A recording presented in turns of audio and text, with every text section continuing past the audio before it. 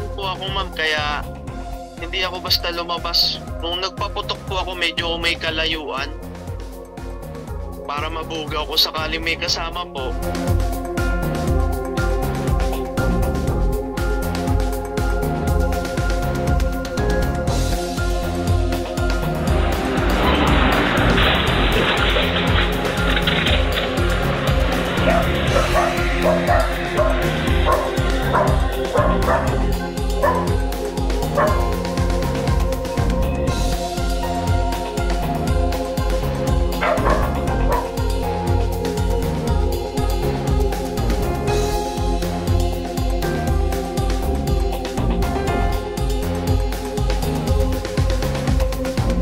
Nag-review kami sa CCTV, nakapagnakaw na siya before. Siguro yung motor niya, ma'am, napuno siguro na nasa 10 sako.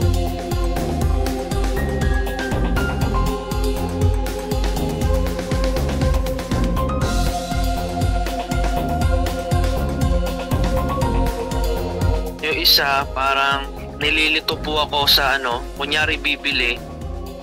Pero doon po ako nakatingin sa hindi po nakita sa video na bumunot na po ng baril.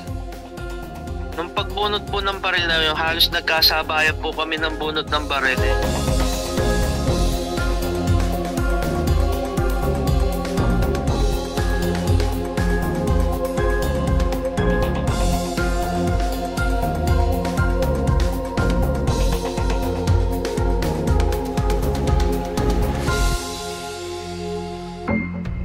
Siguro dati pa siyang pinapasok nung wala pang tao, kaya kabisado nila.